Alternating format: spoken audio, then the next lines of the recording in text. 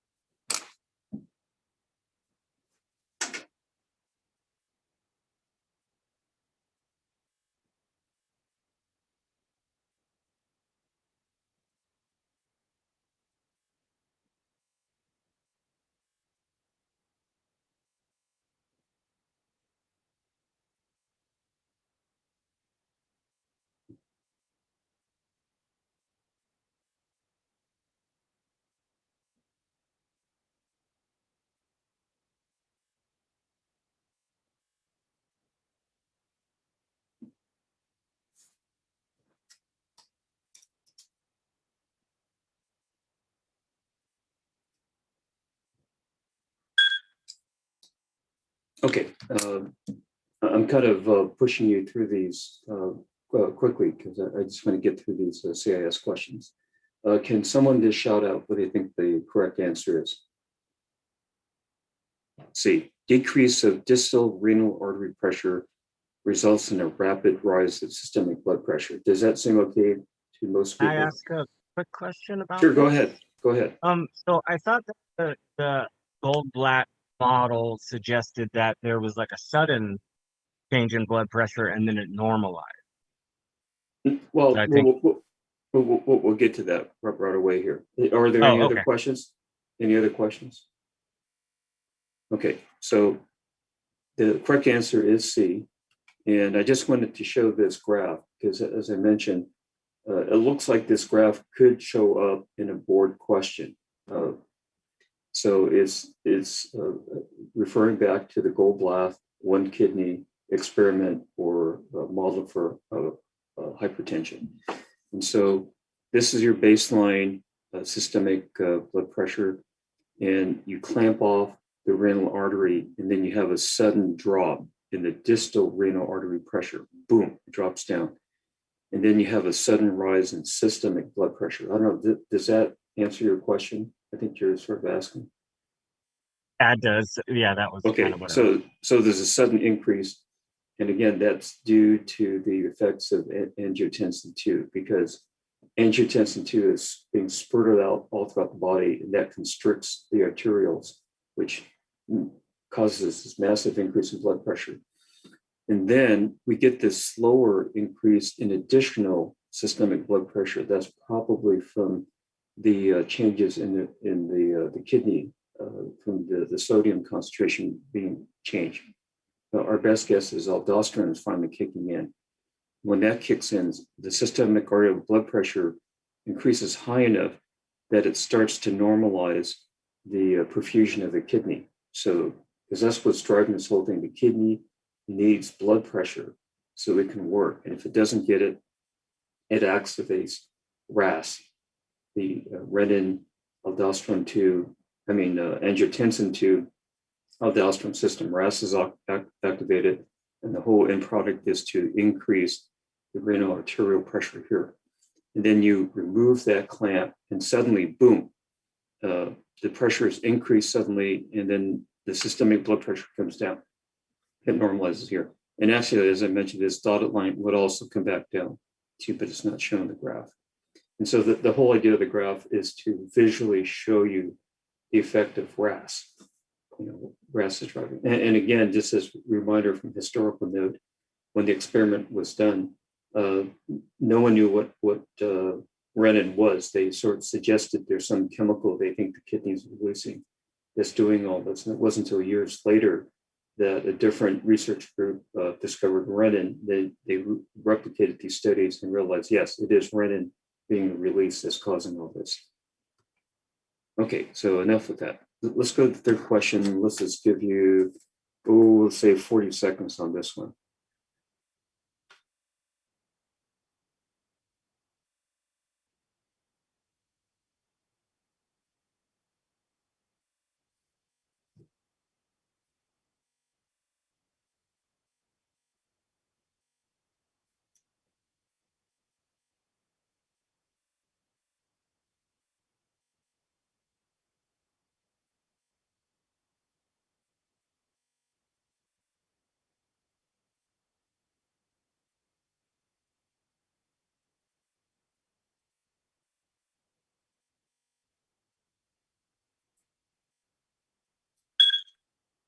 Okay, can someone shout out what they think the correct answer is?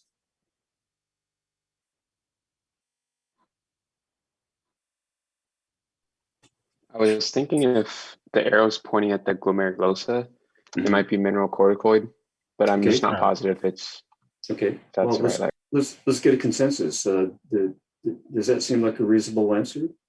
I was thinking the same thing, if that's the glomerulosa. Okay. Okay, good. Well, let's kind of dissect this here. This is an image of the adrenal gland. Of course, the little diagram says it is the adrenal, and they're trying to tell you this is the capsule out here. Another clue that that's the capsule is you can see some fat cells out here, and the adrenal gland is surrounded by fat. So sometimes when you take a section, you see the fat. So that's to give you your basic orientation. This is the periphery, and the adrenal cortical cells that are most peripheral are the glomerulosa, zona glomerulosa. So you guys are correct. And they produce aldosterone, a mineralocorticoid. So that's the right answer. So half the question is, the first question is, you got to realize this is adrenal gland, but I'll probably tell you this is adrenal gland. And the second thing is, well, what's up, what's down kind of thing. So I'll usually give you something to orient by. This one actually just told you this is adrenal capsule. But sometimes someone wants to be really tough about that. They'll just include something like fat, and they'll tell you that that's periphery. And if you look down here, this looks a little bit bluer down there. That's the medulla. And again, this is where they secrete epinephrine, norepinephrine. Okay, so lots of possible questions can come out of a slide like this. And the big thing again is you need to know what's the periphery, what's deeper down. Yeah, any Dr. question? Honda? Yeah. Yeah. Do you think you could point to roughly around where the next zone of the cortex starts at? Okay. Just Okay. like Well, around there? again, I kind of mentioned, I took this from the internet. Yeah. So it's not quite the same. Glomerulosa, they form clusters. Okay. So you can kind of say, well, that's sort of oval, roundish, like that. These are round up here. And usually they say it's only like about 10% of the whole thickness of the cortex is glomerulosa. So it should be a thin layer. Fasciculata should comprise the bulk. Here is maybe no more than 40, 50% maybe. And they form more of like 2-cell rows going up and down. Awesome. And then the cells that are more eosinophilic or reticularis. But in all honesty, you need a higher power of the reticularis to look for that lipofuscin pigment to be sure that's reticularis. I appreciate it. I Okay. make the picture a little bigger, but it's good. Thank you. Yeah. I mean, there's only so much you can gather from a low power H&E section, but I think there's enough clues here that you can kind of guess where the different zones are. Okay, so that's interesting. And again, I refer you back to the pre-read. I think this is also in the TBL. I stuck it in there too. You need to know the names of the zones. Are they peripheral? Are they middle? Are they deep? Not so much on what they really look like under the microscope, because that requires much more detail. But you need to know the major hormones that are produced in each area, and probably the relative amount. These down here produce the sex hormones primarily, glucocorticoids, cortisol in the middle area, aldosterone in the most peripheral areas. Okay. And I'll just count to 10 on this one in my mind.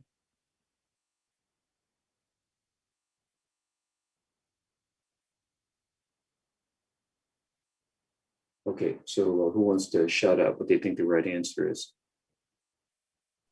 Insulin. Insulin. Okay, good. Insulin. And so I just want to go over this one more time. The islets of Langerhans on a standard H&E, if it's stained appropriately, you can see the islets or clusters of cells. They're a slightly different shade than the exocrine pancreas. So you can see these clusters of cells scattered throughout the pancreas. Again, they only comprise about 1 to 2% of the pancreas. So not every section you'll see an islet. We can use special immunohistochemical stains to look for specific hormones. And this is a stain looking for insulin. And the main thing is, again, you can see the outline of the islet cells. You can see the exocrine cells in the background are not staining at all, which makes sense. The exocrine pancreas is not involved in insulin production at all. And the other thing is, roughly 60, maybe 70% of the cells, at least in this section, seem to be staining. And you have to, again, memorize this table that the beta cells that produce insulin comprise about 70% of the islets. And so when you see something like this, it's got to be insulin, and they got to be beta cells. And this is using the immunohistochemical technique. It can either be brown, or it can be red, depending on the chromogen they use. This is a computer model where they took a composite and color-coded it. In this case, the beta cells are bright green. But again, it's just recognize if someone shows you an islet cell and majority of cell staining, it's got to be a beta cell. Any questions about that? I guess what I'm showing you is someone's going to ask you this somewhere. You know, if I don't ask it, the board let me ask it. And here are like 4 different ways they could ask you this basic bit of knowledge. Any other questions about any of the 4 questions? Okay, so.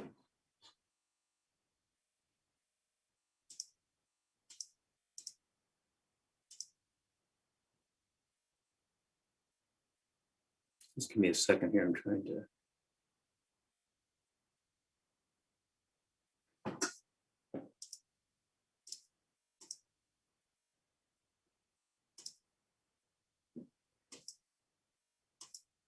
Okay, took me a while to find that button. This here. Okay, so let's go to the ILS. My job is to finish again somewhat on the early side. Again, I know at 3 o'clock they have a full sim session, so I want to make sure I give you plenty of time to get there. So let's do this now.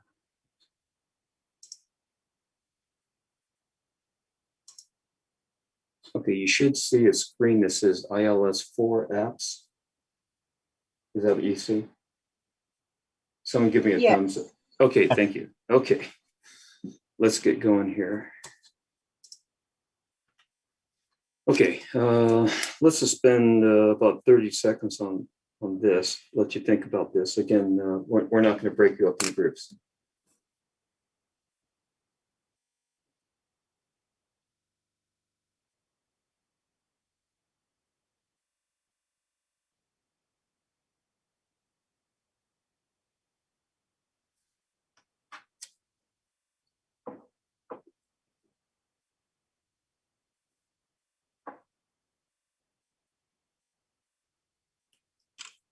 Okay, who wants to tell us the answer?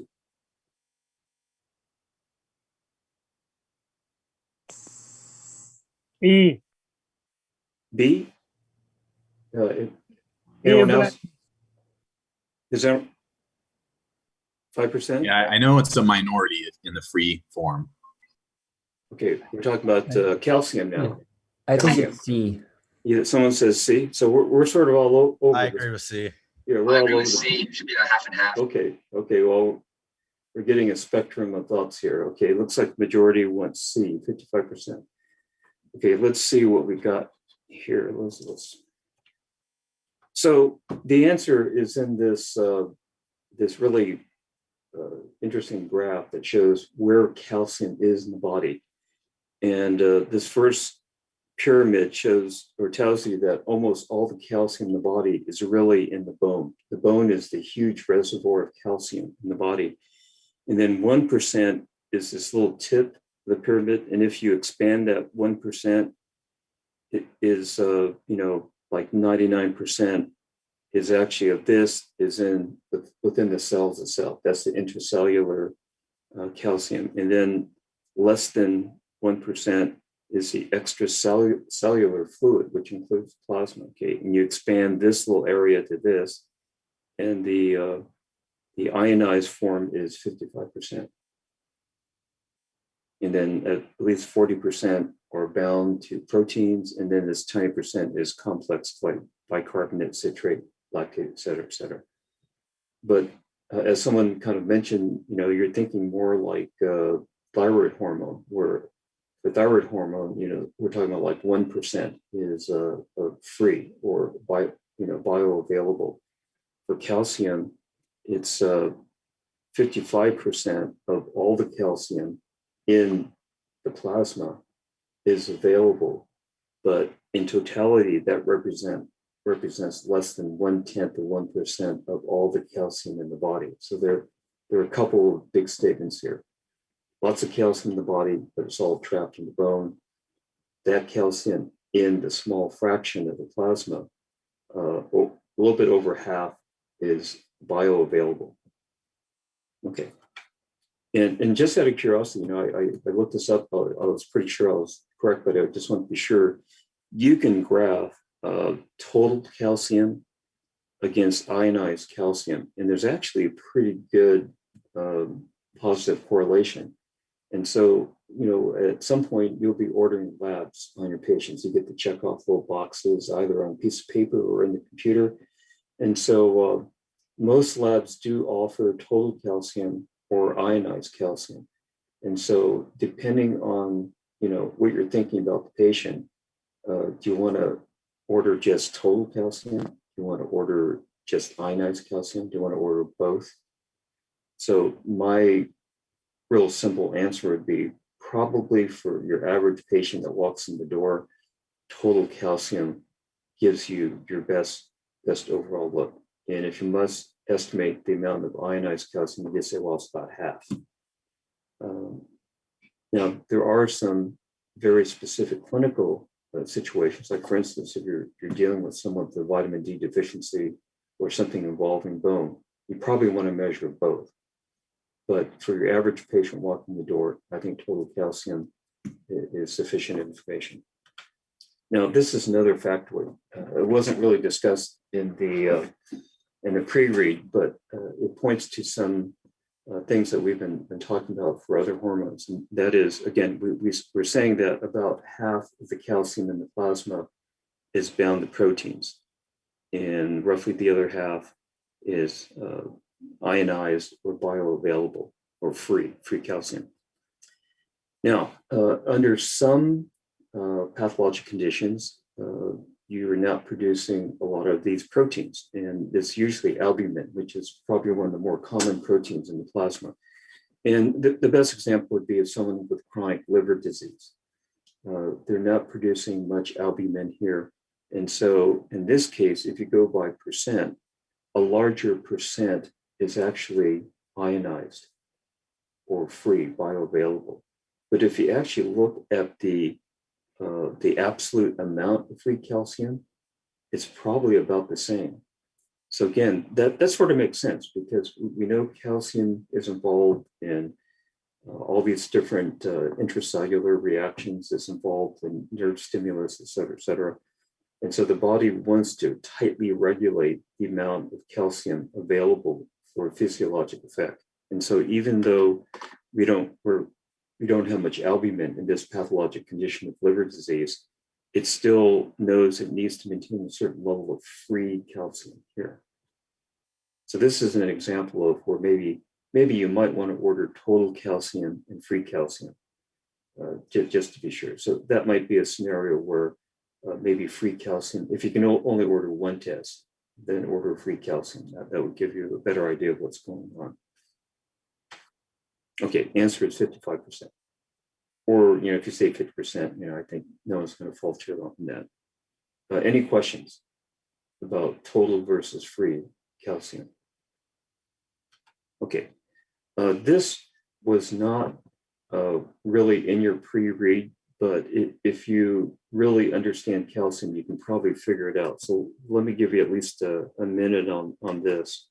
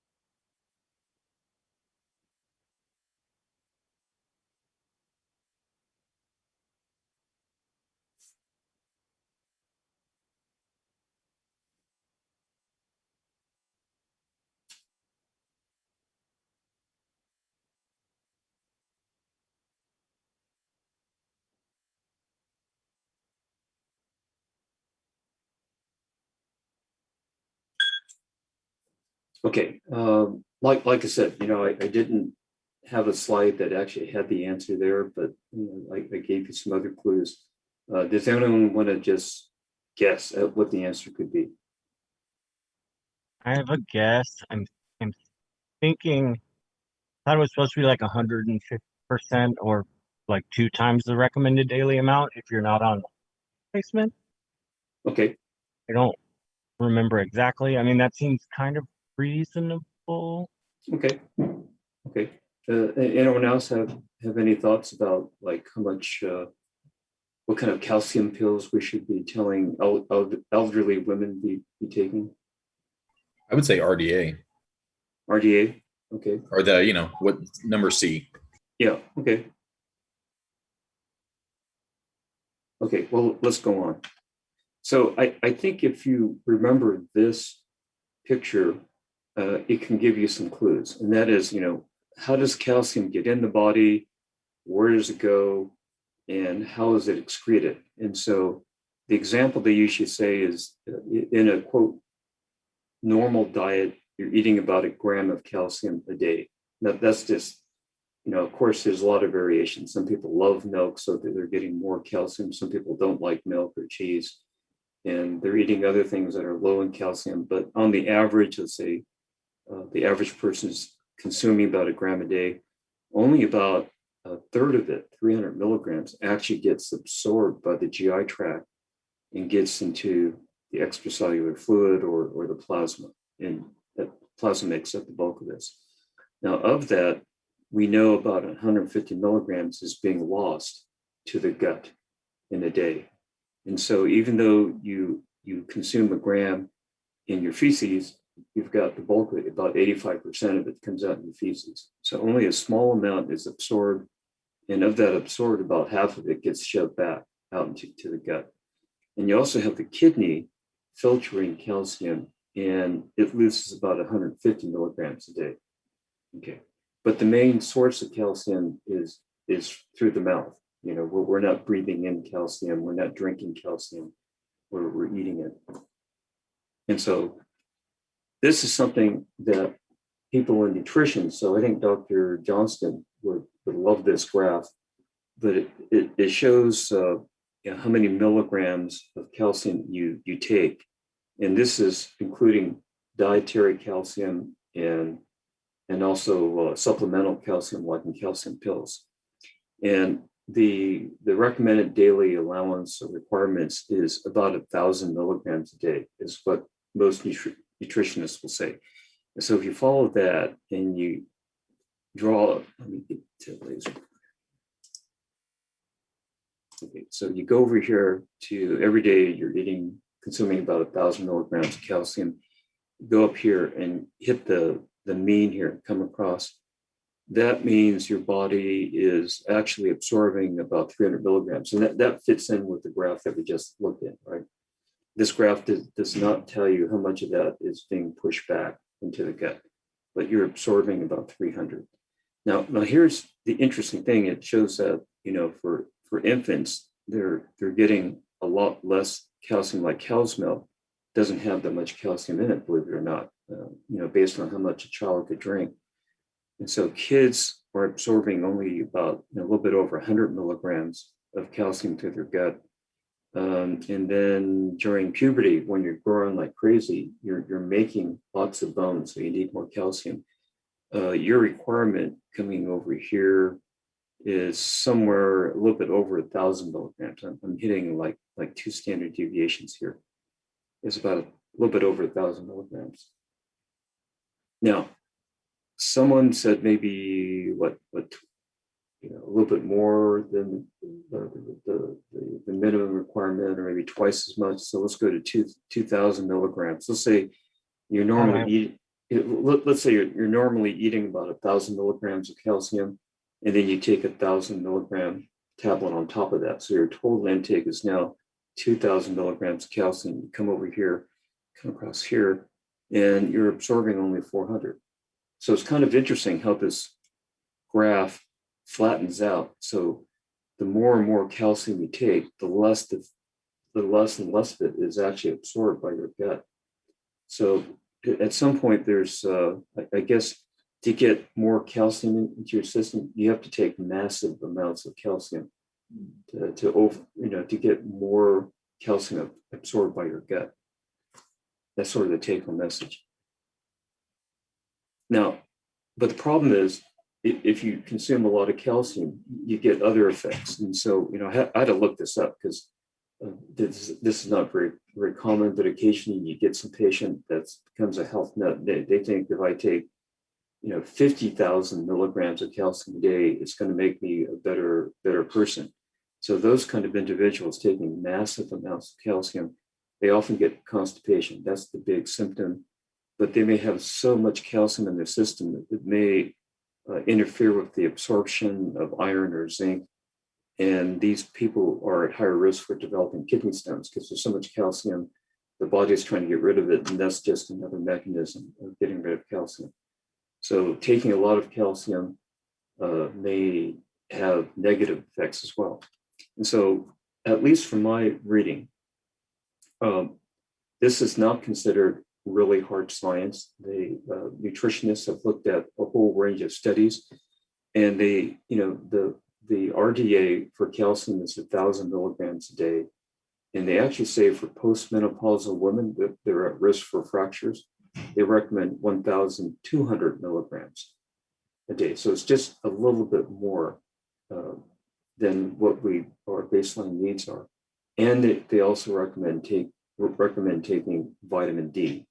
So you should take a little bit more calcium pills and a big dose of vitamin D. And that should help supplement your calcium needs to make your bones stronger. Well, if anything, believe me, I'm not going to ask you a nutritional question because that's sort of beyond our scope here, but it just points to the complexity of how calcium gets into our body. It's, where it's going in the body. And then when you trace it back, you can see how it's difficult to come up with a firm, solid number of, what exactly should I be taking, or what should I be telling my patients to be taking? Okay, let's go on to the next question. Okay, this one was in the pre-read. Let me give you a good minute on this one.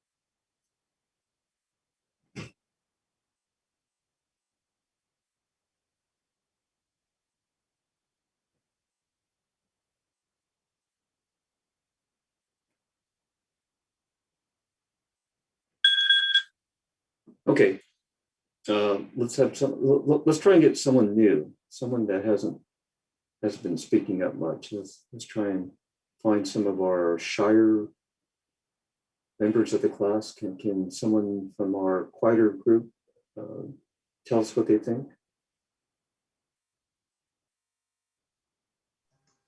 For this one, I'm D. thinking D. Oh, nice. Okay, so as plasma calcium decreases, PTH increases and calcitonin decreases. Okay, so I think I heard a couple of people say the same answer. So I'm assuming that's the consensus. And so, I didn't show the answer. Yeah, so that is the correct answer. So let's go back here. So this is the graph that most books will include. And normally they just include this part of the graph, that as the axis here is plasma, plasma calcium concentration against level of PTH, and it's a negative relationship. So as calcium decreases, the parathyroid gland sense that, and they say we need more PTH. PTH goes out, and it goes back to the bone and tells the bone to release more calcium because we need to keep a certain level of calcium. And actually, I drew in this green box. That's the roughly the normal range of calcium you want to have in the body. You see how narrow that is? It's like what, 9.5 to 10.1, something like that. And so the really strong effect is this steep curve here, like that, between calcium and PTH. But calcitonin has the opposite effect.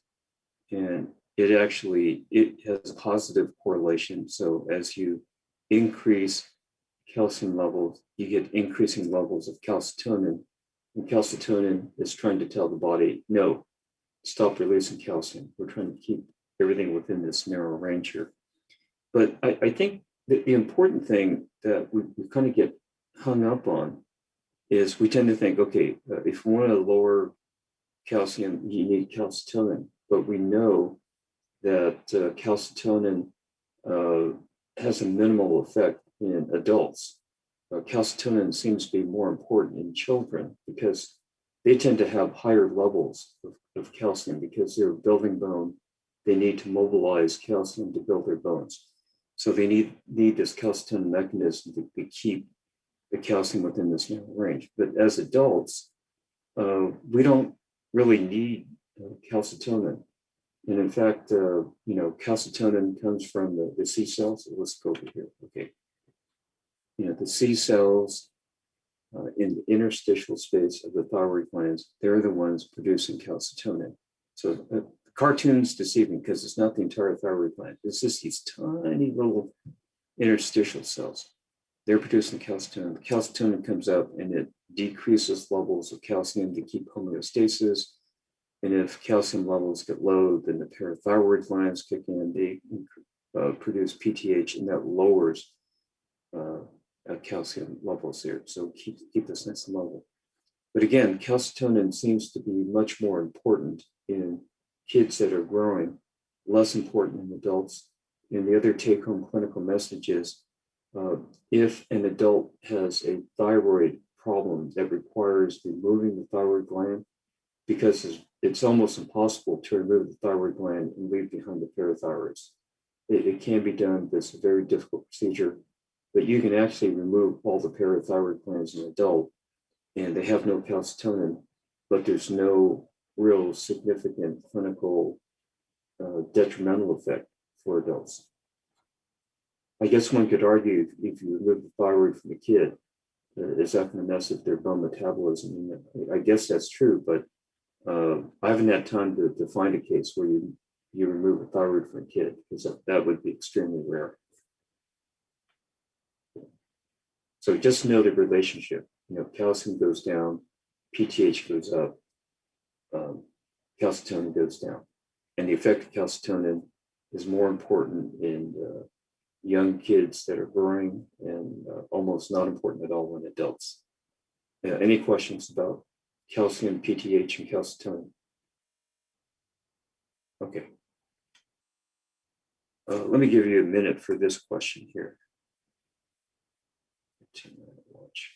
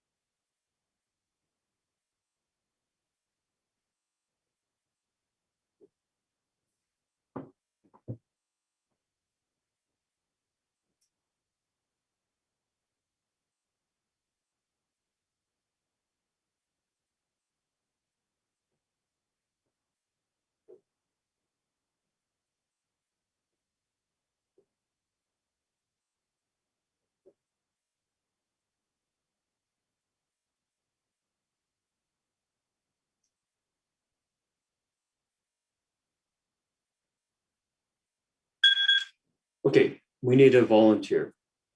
Someone just tell us what they think the answer is. D.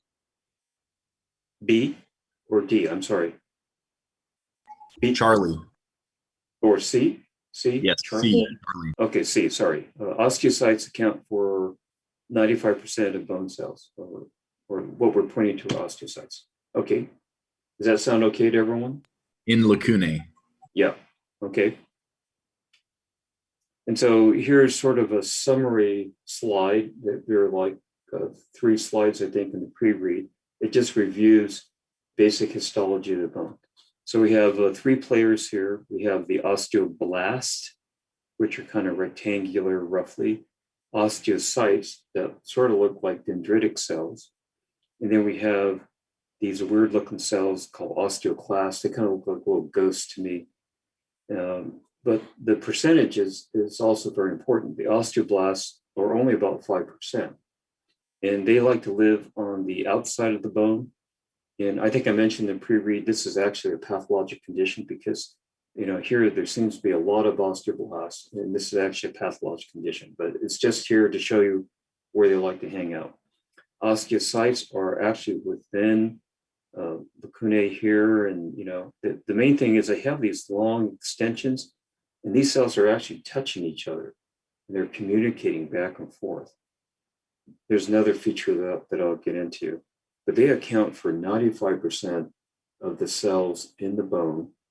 And the other fact, I think the pre-read mentions these cells live for like 10 years plus. So these cells exist and they're there for a long period of time. And finally, you get osteoclasts, and they're very rare, less than 1%. If you look at a section of bone, you have to really go through a lot of high power fields before you find one. There just aren't many. And again, this is a pathologic state because we have lots of osteoclasts in this one picture. And this is what house ships lacunae here. They like to hang out. They're forming acid here and breaking down the bone to release the calcium. That's saying it real simplistically. There's a lot more to it. Okay, so the answer is we're pointing to osteocytes. And they account for 95%. So let's just spend a few seconds, give you time to read this.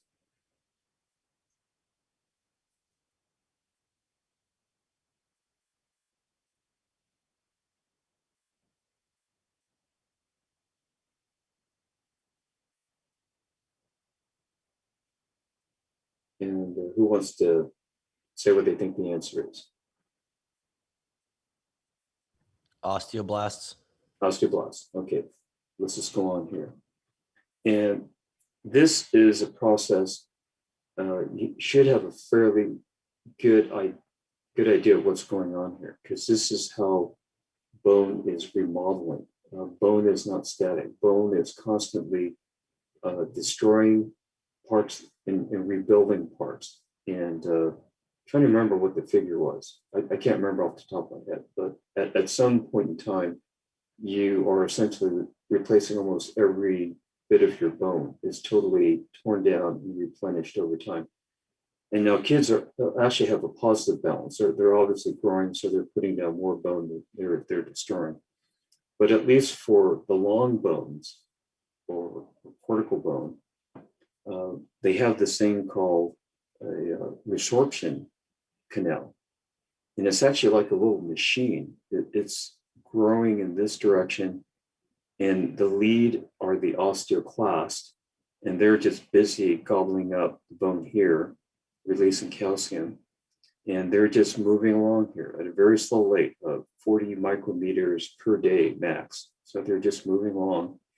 And they're probably going different directions. Some are going this direction, some are going that direction. And they're sort of randomly scattered throughout the bone. And so after bone is destroyed, then these cells become replaced by osteoblasts, and they're rebuilding the bone behind them. And so the whole process is to destroy bone, rebuild bone, and then you're left with this reversion canal here. So that's where that comes from. And so this is a constant process going on. Now, you probably have seen these tunneling machines that they use now to drill these massive holes for subways. And this really reminds me of those machines. Those machines kind of look like the cutting cone. They have big metallic rotors that are cutting into the earth. They have conveyor belts that shove the earth here behind. And then they have these sections just behind the cutting edge where they're putting up these concrete plates to surround the tube for the new subway. So like that. It really goes on in our bones all the time. Now, that was cortical or dense bone, but we also have spongy or trabecular bone in our cells. It's the same process, but it's not as well organized. It's not into a resorption canal. It's just on the surface. So this is from the basic standard histology text. There are a bunch of cells here, but the cells that are bigger and darker on the surface, I emphasize on the surface, these are the osteoblasts. They're putting down new bone. And my guess is these areas that are darker blue, that's new bone formation. And over here, we have one of these rare osteoclasts, and it's breaking down the bone. It's kind of, you can see it's kind of nibbling in there. Yeah. So in trabecular bone, it's a little bit more disorganized. In some areas they're building, other areas they're destroying, but it's not really systematic. And you can kind of see trabecular bone. It's not really symmetrical. It's kind of haphazard. Okay. And so here's a nice, fun cartoon. It just kind of, this is more for trabecular bone. The osteoclasts are on the surface, they're chomping away, eating bone. So you're left with this sort of area where you don't have bone. Later, the osteoblasts come in and they start building the bone here. Okay. So destroying, building.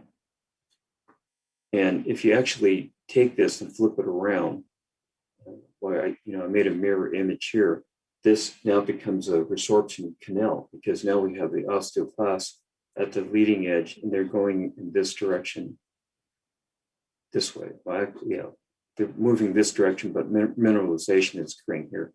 Because after they cut through, then the osteoblasts are here and they're rebuilding the bone behind it. So it's the same process, but it's more organized within the dense cortical bone.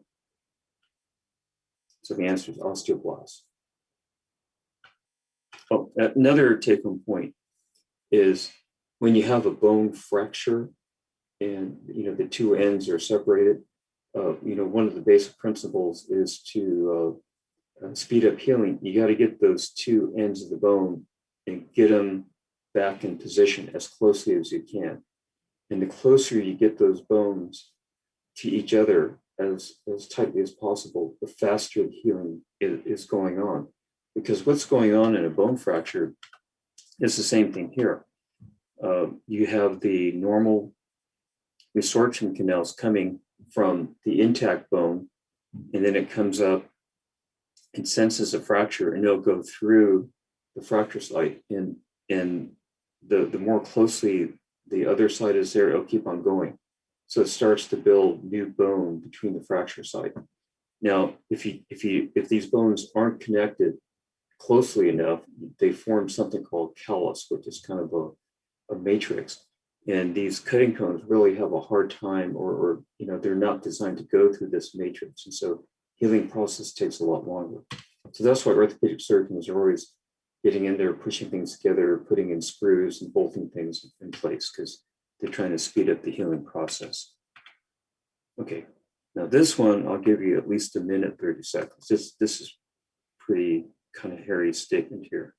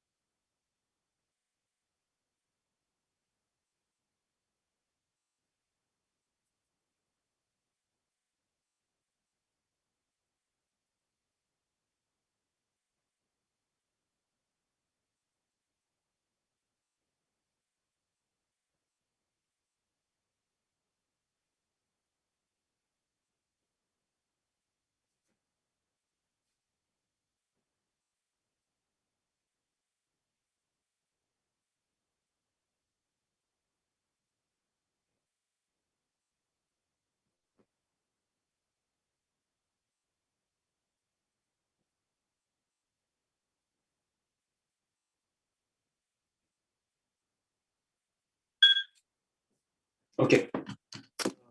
This is a real wordy type of answer, but there's no way to really state it more simply. Who wants to just shout out? Just tell us what they think the right answer is.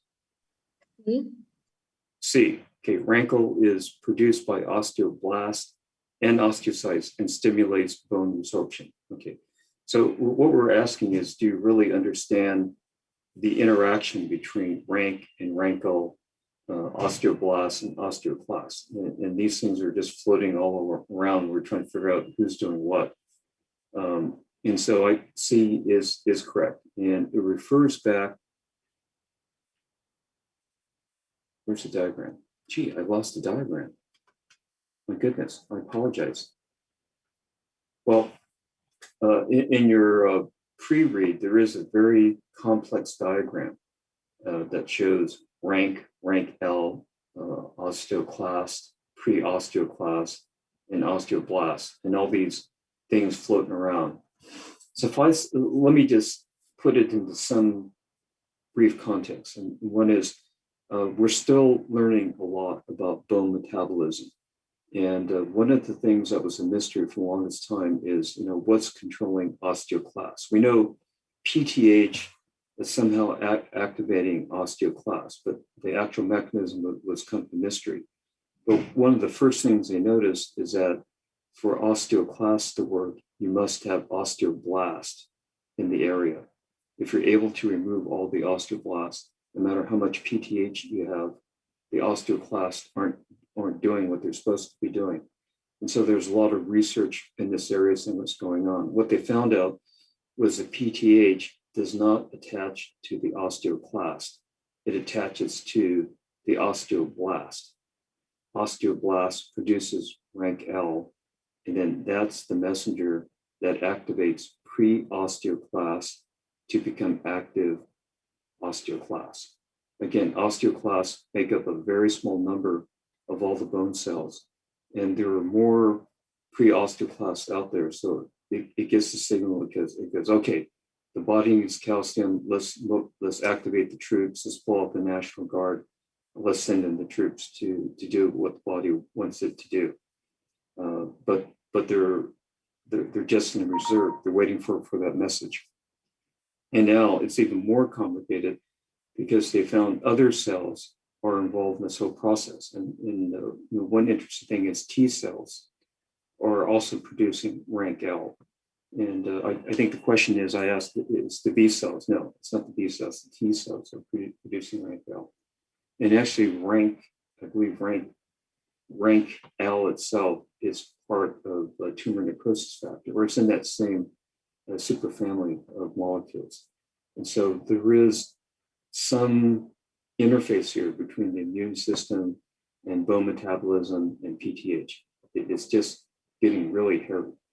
Now, the other reason I emphasize this is because this whole rank L, osteoblast, osteoclasts, OPGs, that's all going to come up again in MSK2. So I think if you can pick up the basic concept of what's going on, they'll help you in MSK2, because MSK2, there's all these different drugs that are involving rank, and they help strengthen bones and stuff, but you need to know roughly what's going on. Okay.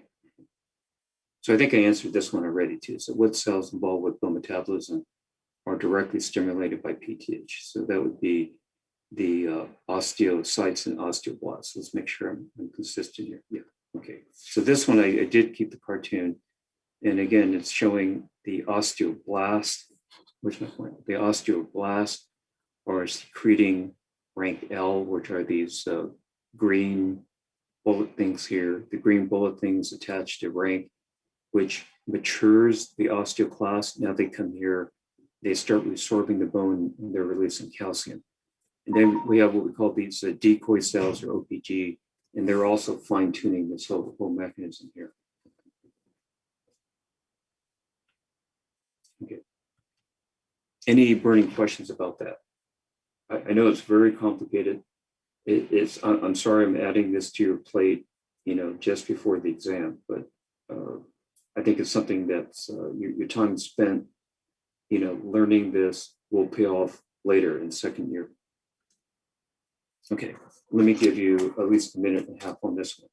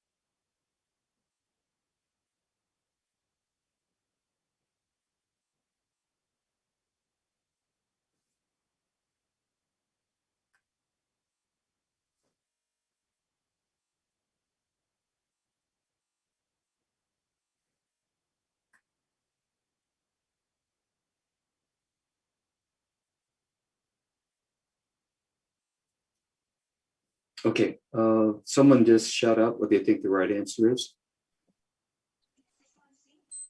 I was thinking from the C. bone fluid. I heard C, but someone else was trying to say something.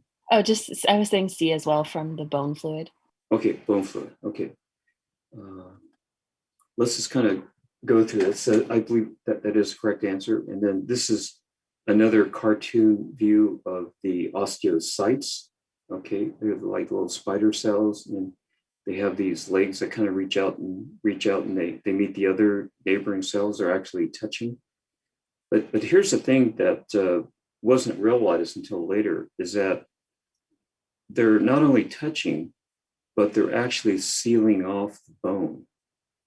And so in terms of all this bone matrix here in light gray, that is not in direct communications with like blood vessels or other cells. So the osteocytes literally wrap around this whole confluence of bone material. And so if you were to get an electron micrograph, which I don't think I haven't seen it in the book yet, but there's a space between the osteocytes and the actual bone itself. The bone here is shown in purple. There's a tiny little space. That's the bone space. And what someone figured out was there's probably calcium ions in this bone space, and it serves as an immediate reservoir for calcium ions. And so this is the cartoon saying, like, here's bone, and then there's bone space, and then you actually have the osteocyte. But the osteocyte is actually sort of enveloping this whole thing. So the bone is not touching endothelial cells, it's not touching anything else, it's just touching osteocytes. So when the osteocyte gets a message from PTH saying, I need calcium, please get it, they start the process of activating osteoclasts, but that takes hours to days before that kicks in. So there's a rapid phase. I mean, within minutes, you start getting increases in calcium levels. So they figure it's coming from here, the bone space. So you have the calcium ions, but it's a two-step process. You need ions to get into the osteocyte, then the osteocyte will pump it out into the plasma here, or the extracellular space. And so they think there are some calcium pumps involved here. But the bone space is where the initial calcium comes from, when calcium is released into the body, when there's a bolus of PTH. Okay. And I think there are at least 2 slides in the pre-read that kind of go into that. There's kind of hairy discussion about this. Okay, 8. Let's just kind of do this together here. I won't give you time here. Which statement is a cause of secondary hyperparathyroidism? Okay, so primary hyperparathyroidism is when something is wrong with the parathyroid gland and it's making too much PTH. Okay, in 99 times out of 100, that's a pituitary adenoma. It's a tumor and it's producing too much PTH. So secondary means that there's something else causing the parathyroid glands to produce too much PTH. The parathyroid glands themselves are okay, but something is telling the parathyroid glands to produce more PTH. And so the answer would be here, C, low levels of vitamin D due to renal disease. So in renal disease, now remember, we know, vitamin D is activated in the kidney. So people with chronic renal disease tend to have low levels of vitamin D. Without vitamin D, you can't get calcium going. And so you need this message comes back to the parathyroid saying, we need more calcium, but there's no vitamin D to make the whole show work here. So that's the secondary cause. And so there's, we had that graph used in thyroid. You have, too much TSH or too much thyroxine. And depending what combination you have different diseases. Well, the same thing exists also for PTH and calcium. And so this one is you have low calcium, but you have high levels of PTH, secondary hyperparathyroidism. And that's due to low vitamin D because you have renal disease. And on the other hand, you have high serum calcium and high PTH. That's due to a parathyroid adenoma, the tumor. And finally, you have secondary or primary hypoparathyroidism. And that's usually because you've had your thyroid gland surgically removed and they didn't leave any parathyroid behind. So again, there is a similar chart that's similar to what we spent a lot of time on for the thyroid. I believe this was not in the pre-read, but I'll share this on Brightspace, so you'll have access. You can look at this. Okay. And this one I'll go over quickly because I'm trying to get you guys out early. The first step in vitamin D synthesis occurs in what tissue? And who wants to just tell me real quickly that this should be, yeah, I know that. The skin. Skin, yes. So that's why you need sunlight or UV, because UV is involved in the first step of vitamin D synthesis. Okay, you go back to this diagram. Now this diagram was actually 1, 2, 3, 4, and I just divided it up so I can enlarge it. So the first step is here. UV light here transforms the 7-dehydro down to cholecalciferol or vitamin D3. That's the first step. So the skin is involved. And then 10, okay. I've had several students email me saying, I think your slide on your ILS is wrong, and they're correct. There is a note in Brightspace to highlight the correction. I will show you the slide again before we leave. But the question is, what effect does PTH have on vitamin D synthesis? And the answer should be C. Elevated levels of PTH stimulates the formation of vitamin D3. No. I'm sorry, it's up here. Elevated levels of PTH stimulates the formation of active vitamin D. Or is it 2,25,2 hydroxyl. Okay, so it's the active form. And I think in the read I put down inhibits. So that's my bad there. But I tried to correct that in the notes. I just want to highlight it here again. So this is the actual pre-read slide. And this last slide here was incorrect. And now I've corrected it here to say it stimulates the conversion to the active form 1,25 dihydroxyl. Okay, so again, the formation of vitamin D is very complicated. It starts in the skin with UV, and then the next step is in the liver, and the liver tightly controls the next step. then it goes to the kidney. And again, if you have kidney disease, it doesn't produce much active vitamin D. So you need the active form, which is 125 here. So you need 3 different organs to make vitamin D. How that developed on an evolutionary basis, I have no idea. I have no idea why someone would have to go through all these different organs to form this vitamin. Okay, so again, in the cartoon form, skin, liver, kidney, and it's the PTH will increase the synthesis here. So you get more vitamin D. So again, when you come across this last statement, it needs to say stimulate, not inhibit. And I do acknowledge there are several of your classmates that picked up on that. And that should do it. Let me just give you final words of wisdom about the midterm. I would strongly recommend look very closely at Dr. B's presentation and also Dr. K. Now, Dr. K is having one more TBL coming up tomorrow, and he did have that lecture about steroid synthesis, which again was brought up again today in the CIS. And you just know there's going to be several questions about that. So I would say be sure and have a very good understanding of that. And not only for this test, but I've had several people tell me that's on the national boards. They will ask you that question. With regards to my material, I try to make it a little bit more straightforward. You still have to go through all the TBLs. You still have to go through all the ILSs.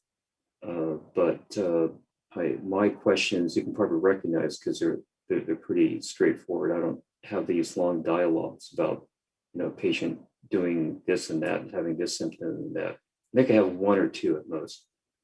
But I guess if you reason that out, that means Dr. K and Dr. B have long questions. So study hard, and probably won't see you tomorrow. I may be listening in, but I don't have much to say tomorrow. And good luck on the test. And have a good time for spring break. I think you guys have worked really hard. I know you have just a little bit more hard work to do today and tomorrow, but enjoy your break while you can, re-energize those cells, whatever, could reconnect with friends and relatives. And then when you come back, we'll start again on reproductive and take it from there. We'll have a fresh start. So good luck. Hang in there. Dr. Honda, So I have much, a quick Dr. Honda. question. Who's asking me a question? It is me, Dr. Honda. Okay. For the ILS, is it going to be more pathology or physiology? Do we need to know all the pathologies? I'm trying to remember what's in there. I mean, if it's something that was discussed, then, you probably should know, especially things that where the hormone is high or the hormone is low. I think you're expected to know that, like Addison's disease. You have to know, what's high, what's low kind of thing. Thank you so much. I'm sorry, you guys are going to become doctors. You got to learn sooner or later. So Sure. I'm always school of thought, it doesn't hurt to learn it now. Other people say no, that they'll get to learn it next year. And I'm like, no, they'll learn it now. Thank you. Okay, so we'll see you. Good luck. And I'll probably see you for sure when you come back from spring break. Thank you, Dr. Honda. Thank you, Dr. Honda.